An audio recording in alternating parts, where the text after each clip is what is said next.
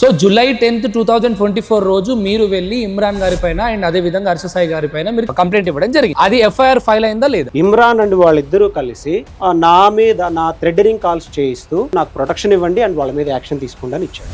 Betting apps mafia వాళ్ళు కూడా call చేసి మీ బెదిరిస్తున్నారు. దగ్గర ప్రూఫ్స్ ఉన్నాయి కాల్స్ వచ్చినట్టు అండ్ ఆల్. అండ్ డెఫినెట్ గా డైరెక్ట్ గా వచ్చి ఇంట్లో నుంచి తీసుకొని వెళ్ళిపోయారా? దానికన్నా ముందు ఎప్పుడు కాల్ చేయలేదా? బెట్టింగ్ యాప్స్ ఆపండి అన్నందుకు 10 మంది పోలీసులు వచ్చారు. 10.5 గంటలు ఇన్వెస్టిగేట్ చేయాల్సినంత పెద్ద తప్పు నేను ఏం చేశా అసలు?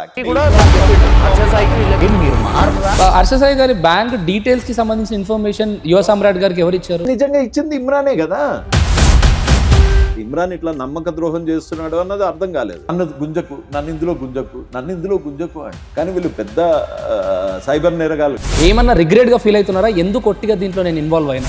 గర్వంగా ఫీల్ అవుతుంది. 10 మంది పోలీసులు, 3 యూనిఫామ్ లో, 4 మా ఇంటికి బలవంతంగా వచ్చి నా